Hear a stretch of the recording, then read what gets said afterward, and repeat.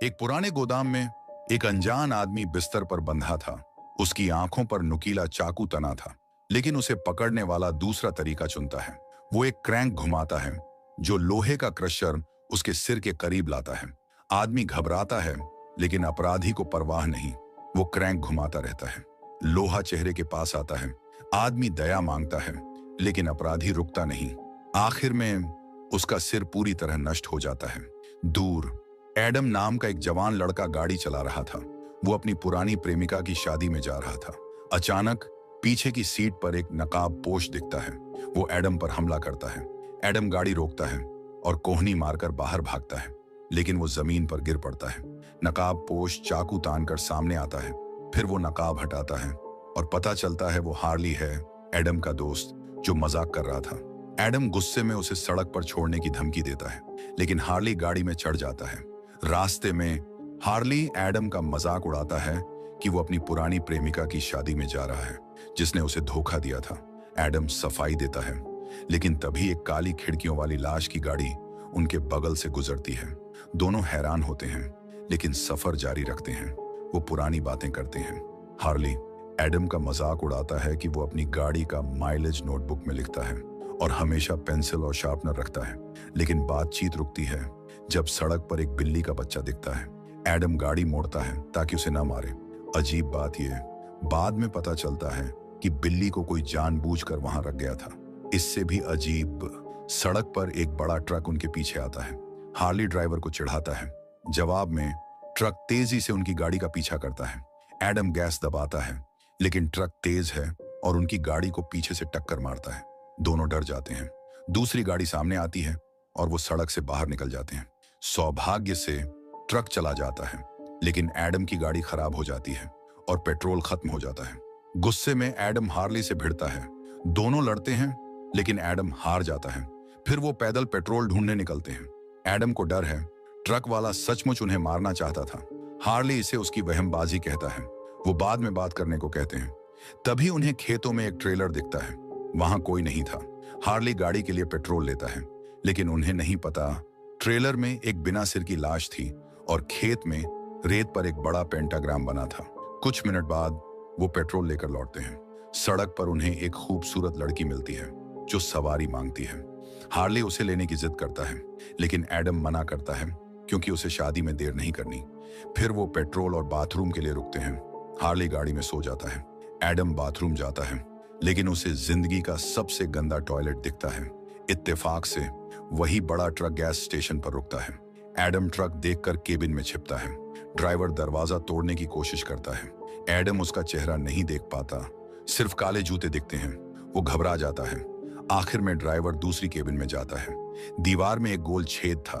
Adam छेद से देखता है और एक डरावना चेहरा देखता है। सिला हुआ मुंह, अंधी आंख। डर कर वो बाथरूम से भागता है। उसे हार्ली मिलता है, जो ट्रक की छत पर चढ़ा था। हार्ली ने ड्राइवर को चिढ़ाने के लिए ट्रक की केबिन में गंदगी की। एडम उसे जल्दी भगाता है और दोनों हाईवे की ओर भागते हैं। वो फिर झगड़ते हैं, लेकिन हार्ली कहता है ड्राइवर ने उन्हें नहीं देखा। लेकिन गाड़ी की एंटेना पर टूटा जोकर का खिलौना देख हार्ली मानता है कि उसने हद कर दी। ड्राइवर जानता है वो कौन है। बाद में वो रात के लिए एक सराय में रुकते हैं।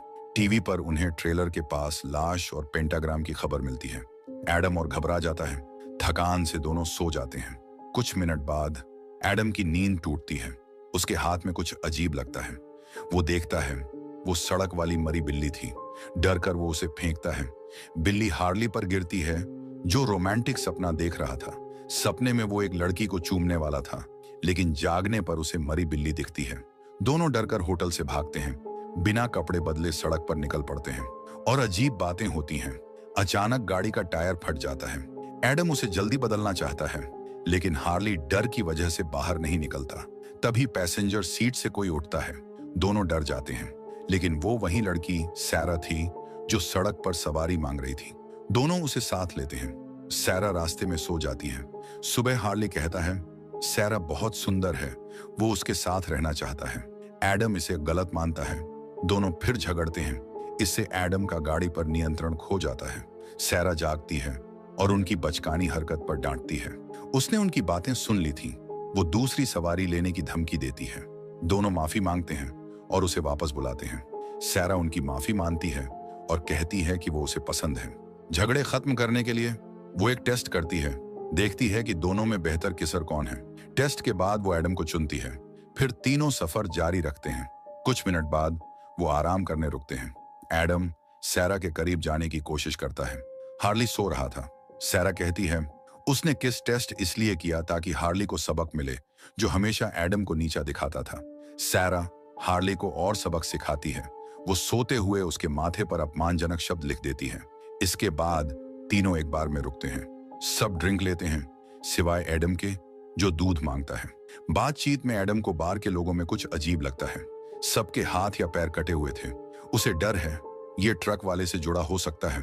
तभी एक लड़का उनके टेबल पर आता है और सैरा से डांस मांगता है। सैरा मना करती है, लेकिन वो जिद करता है। एडम हिम्मत दिखाता है और उसे जाने को कहता है, लेकिन उसे छाती में कोहनी पड़ती है और वो दर्द से जमीन पर गिर पड़ता है। सैरा को ये बिल्कुल पसंद नहीं। वो उस लड़के को लात मारती है। इस हंगामे के बाद तीनों एक सराय में सोने जाते हैं। हार्ली अकेले अपने कमरे में जाता है, जबकि एडम और सैरा दूसरे कमरे में। वहां सैरा एडम के जख्म की देखभाल करती है। वो कहती है बार में उसकी हिम्मत ने उसे प्रभावित किया। एडम बताता है भले ही वो अपनी पुरानी प्रेमिका की शादी में जा रहा है, उसे सैरा बहुत पसंद है। सैरा भी ऐसा ही महसूस करती है। दोनों का रोमांटिक पल होता है बिना हार्ली के बाधा डाले। कुछ देर बाद वो शाम का मजा ले रहे थे, तभी बाहर से डरावनी चीखें आती हैं। सैरा देखने दौड़ती है। एडम और हार्ली पीछे पीछे। वहां उन्हें वही लड़का मिलता है जो बार में झगड़ा कर रहा था। वो चीखता और जमीन पर घिसटता था। तभी वो बड़ा ट्रक फिर आता है। इसके विशाल पहिए उसकी टांगों पर चढ़ते हैं और उन्हें नष्ट कर देते हैं। ड्राइवर रुकता नहीं। वो ट्रक मोड़ता है और सीधे उसके सिर पर चढ़ा देता है। इस भयानक दृश्य के बाद तीनों वहां से भागते हैं। अगली सुबह वो पुलिस को सब बताते हैं, लेकिन पुलिस को न लाश मिलती है न अपराधी। शेरिफ गुस्से में कहता है वो मजाक कर रहे हैं और उन्हें गिरफ्तार करने की धमकी देता है। समूह सड़क पर चलता है, लेकिन एडम गलत रास्ता ले लेता है। वो जंगल में पहुंच जाते हैं।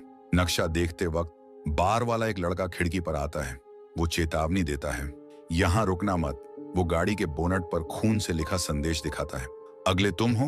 वो कहता है ये उसी ने किया जिसने उसका हाथ काटा। उसे मोहल्ले में राक्षस कहते हैं क्योंकि उसका चेहरा विकृत है। तीनों समझ जाते हैं वो ट्रक वाले की बात कर रहा है। वो जंगल में दूर भागते हैं।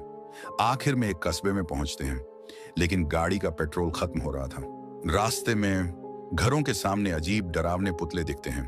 फिर भी वो आगे बढ़ते हैं और एक पुरानी झोपड़ी में रुकते हैं जो तालाब के सामने थी।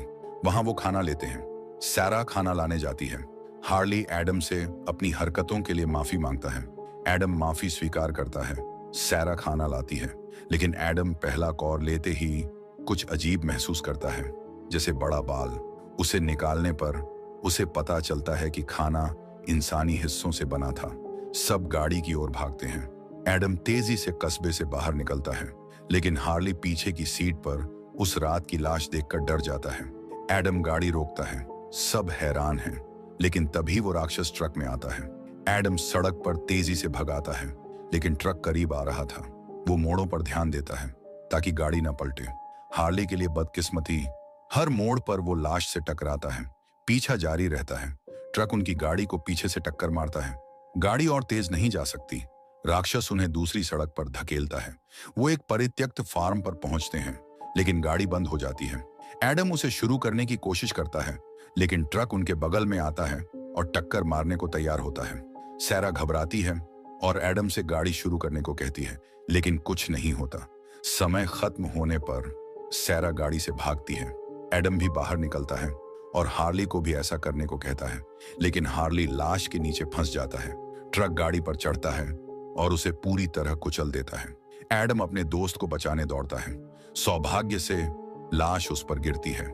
सैरा की मदद से वो हार्ली को बाहर निकालने की कोशिश करते हैं, लेकिन गाड़ी की छत टूटी थी। तभी राक्षस ट्रक मोड़ता है और काम खत्म करने आता है। सैरा पूरी ताकत से लाश को हटाती है ताकि हार्ली निकल सके।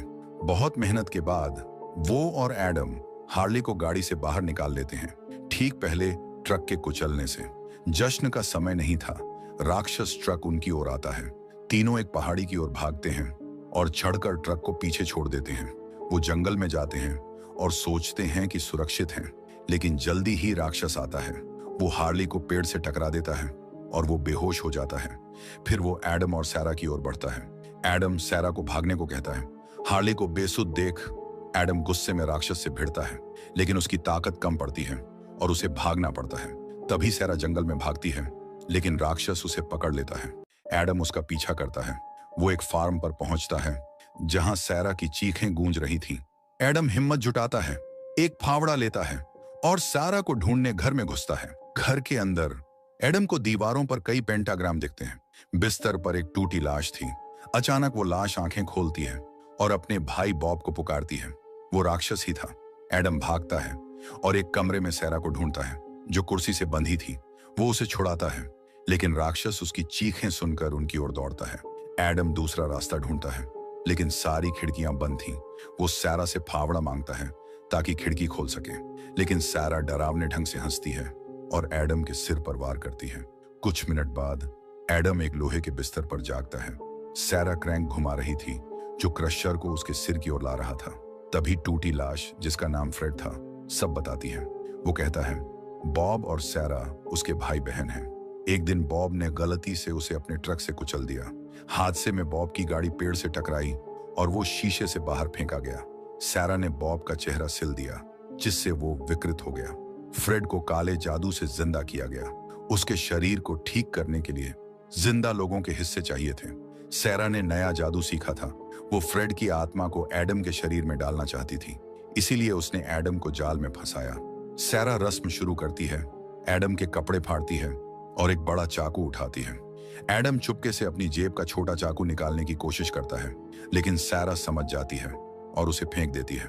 राक्षस आखिरी वार करने को तैयार था, लेकिन एडम के पास एक और तरकीब थी। उसके दूसरे हाथ में उसका पॉइंटर था। उसकी ब्लेड से वो अपनी बंधी रस्सी काटता है। फिर वो सैरा की गर्दन पर तेज वार करता है। सैरा का खून तेजी से बहने लगता है। बॉब उसे बचाने दौड़ता है, लेकिन सैरा मर जाती है। राक्षस गुस्से में एडम पर हमला करता है। एडम रस्सियां तोड़ देता है। नई हिम्मत के साथ वो अपनी पेंसिल लेता है और बॉब की आंख में घोंप देता है। जख्मी होने पर भी बॉब चाकू तानकर हमला करता है। उसी वक्त फ्रेड बिस्तर से उठता है। वो एक नुकीला ब्लेड लेता है और एडम को खत्म करने निकलता है। दो राक्षसों से घिरे एडम बॉब को सिर से टक्कर मारता है। पेंसिल उसकी आंख में और गहरी घुस जाती है।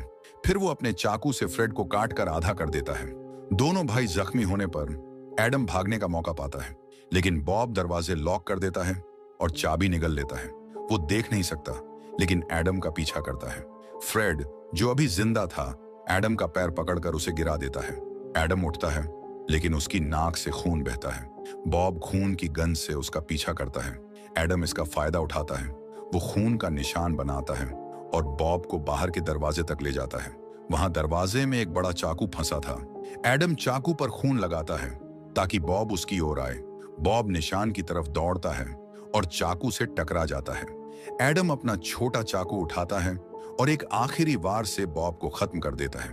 वो घर से भागता है और अपने जख्मों से उबरने की कोशिश करता है, लेकिन बॉब अभी जिंदा था और चाकू लेकर उसके पीछे आता है। एडम खत्म होने वाला था, तभी बड़ा ट्रक आता है और बॉब को कुचल देता है। एडम डरता है कि यह दूसरा राक्षस है, लेकिन ट्रक से हार्ली निकलता है, जो जंगल के हमले से बच गया था। एडम ट्रक का नियंत्रण लेता है और रात में बॉब को कुचल देता है। अगली सुबह खतरा टल जाता है। हार्ली एडम को बधाई देता है कि वो ज्यादा हिम्मती बन गया। एडम कहता है हार्ली ने उसकी मदद की। वो अपनी पुरानी प्रेमिका की शादी में नहीं जाएगा, अपनी नई शानदार गाड़ी के साथ। एडम और हार्ली फिर सड़क पर निकलते हैं। उन्हें नहीं पता बॉब और फ्रेड अभी जिंदा हैं और उनसे बदला लेने को तैयार हैं। यदि आपको यह वीडियो पसंद आया तो वीडियो को लाइक करें और भी शानदार वीडियोस के लिए मूवीटेशन को सब्सक्राइब करें। फिर मिलेंगे एक और वीडियो में।